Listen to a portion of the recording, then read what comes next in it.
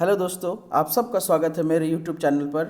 आज हम लोग मेडिवल हिस्ट्री के पार्ट 1 के टॉपिक को कवर करेंगे और इसमें ये देखेंगे कि एंशियंट पीरियड में जो अंतिम राजा थे, जो अंतिम हिंदू राजा थे, राजा हर्षवर्धन, उनके बाद से जो हिस्ट्री का जो टाइम पीरियड चेंज हुआ है एंशियंट से मेडिवल की ओर, मतलब प्राचीन इतिहास से मध्यकालीन इतिहास की ओर।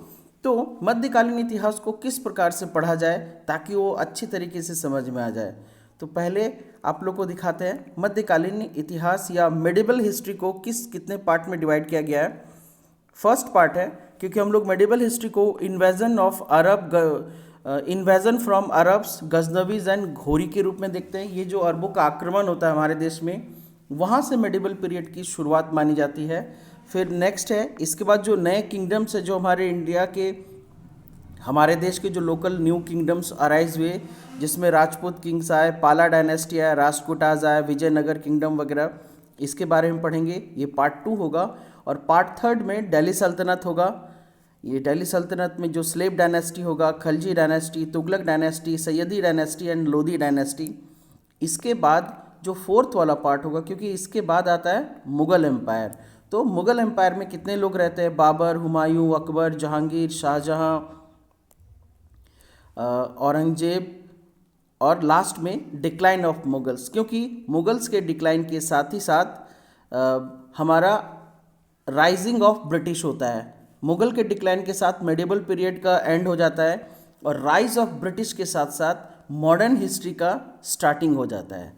तो हम लोग इस 4 पार्ट में पूरे मेडिवल हिस्ट्री को समझने की कोशिश करेंगे। इसमें इस वीडियो में हम लोग सिर्फ पार्ट 1 को देखेंगे और समझेंगे। चलिए शुरू करते हैं।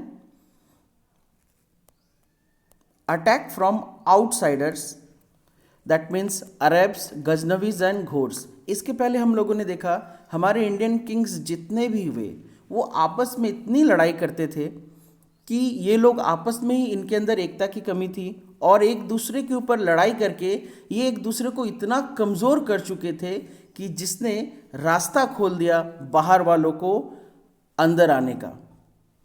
तो यही सबसे बड़ा रीज़न था। और इसके पहले भी बहुत सारे अटैक हुए बाहर से, मगर फर्स्ट टाइम सक्सेसफुली कोई मुस्लिम रूलर आया तो वो था मोहम्मद बिन कासिम। ये बहुत बार क्वेश्चंस में पूछा जाता है, who was the first Muslim ruler who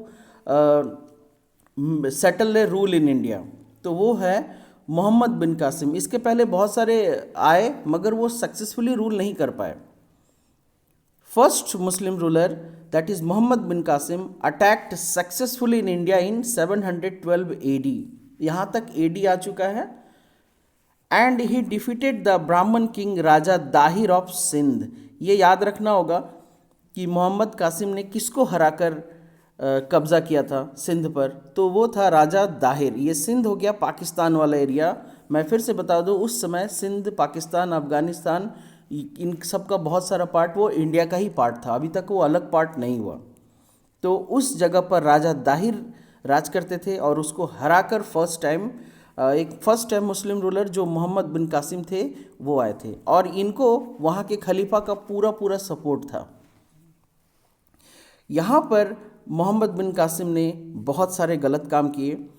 he did brutal killing of all man and made all women and children as their slaves.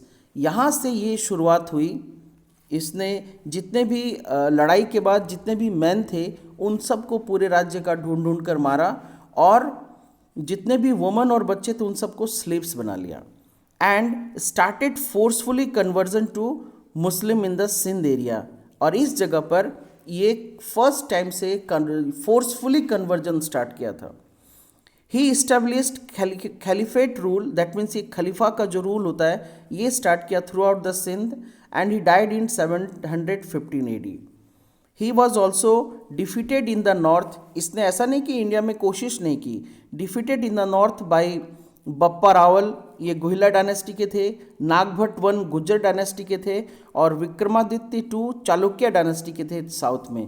इसके पूरे ग्रुप ने बहुत कोशिश की इंडिया को अलग अलग माने भारत के अंदर प्रवेश करने का सिंध के बाद से, लेकिन वो तीनों जगह से वो लड़ाई में हार गया और ये पूरी तरीके से एंटर नहीं कर पाया, पाकिस्तान और सिंध वाले एरिया तक ही ये सीमित होकर रह गया।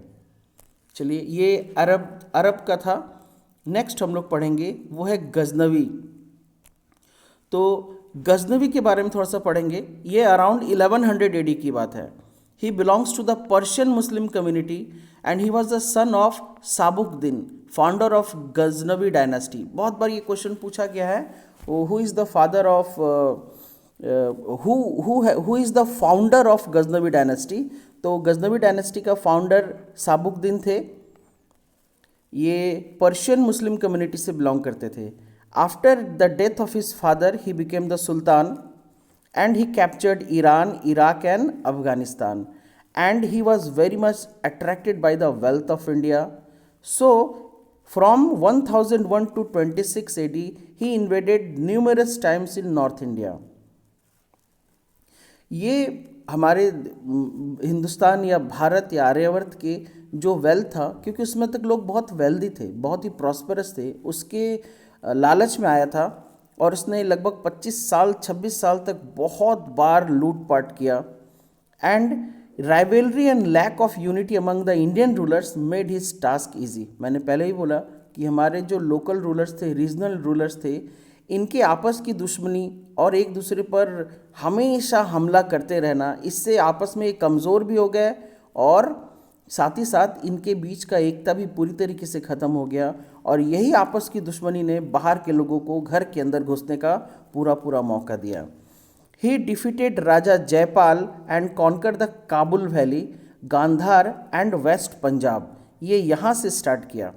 तो बहुत बार पूछा गया कि गजनवी जब इंडिया में आते हैं तो उनका सामना किस इंडियन रूलर से होता है या लोकल या रीजनल रूलर से होता है। तो ये उस समय पाल डायनेस्टी के राजा जयपाल के साथ इसका लड़ाई होता है गजनवी का। And he also defeated Jaipal son Anand Pal and in 1018 he attacked Mathura and destroy it. 1021 he attacked चंदेलगंज ऑफ कन्नौज। कन्नौज को भी इसने डिस्ट्रॉय किया, मथुरा को भी डिस्ट्रॉय किया। And in 125 he looted the Somnath temple of Gujarat. ये बहुत बार पूछा जाता है कि सोमनाथ टेम्पल को किसने लूटा था। तो वो 1025 में गजनवी ने लूटा था। And he attacked not only to collect the wealth. ये जितना बार भी अटैक किया ये सिर्फ वेल्थ कलेक्ट करने के लिए, ताकि गजनी को ये प्रॉस्परस बना सके, पूरी दुनिया से जहाँ जहाँ वो ये लूट मार कर सका वो यहाँ के ख़जाने को ले जाकर अपना जो गजनवी है का उसको ये प्रॉस्परस और डेवलप और सुंदर बना सके। एंड ये भी क्वेश्चन है कि he was mentioned in Shahnameh written by Firdausi and Tahqiq Hind written by अलबिरूनी। ये भी क्वेश्चन पूछा जाता है कि तहकीक हिंद किसके द्वारा लिखा गया, तो अलबिरूनी, एंड शाहनामा किसके द्वारा लिखा गया, तो फिरदौसी। तो बहुत बार ये भी क्वेश्चन पूछा जाता है कि गजनवी का जो डिस्क्रिप्शन है वो किसके बुक में मिलता है, तो शाहनामा एंड तहकीक हिंद। चलिए लास्ट इसके बारे में पढ़ते हैं। घोर। अब तक हमने देखा कि जो अरेबियंस आए थे, अरेबियंस में जो फर्स्ट आया था मोहम्मद बिन कासिम, ये सिंध एरिया तक ही लिमिटेड रहा। नेक्स्ट गजनवी आया, ये आकर लूटपाट किया, खजाना लूटा, जितना भी कीमती चीज़ें मिली ये लूट कर यहाँ से लेकर चला गया। इसने अभी तक कोई भी यहाँ पर अपना डायनेस्टी या सल्तनत बैठाया नहीं, ये आया, लूटा और चला गया। इसके बाद जो घोर्स आए, ये घोर्स पहले गजनी को अपने कैप्चर में किया in 1150 AD and he raided more than 150 times. India में ये मोर देन 150 टाइम्स रेड किया। एंड इन 1191 ये हम लोग के साथ बहुत बड़ा क्वेश्चन, ये हम लोग के साथ का हमारे हिस्ट्री का एक बहुत बड़ा पार्ट है कि ये क्वेश्चन है कि फर्स्ट बैटल ऑफ तराइन इसने लड़ा था पृथ्वीराज चौहान के साथ।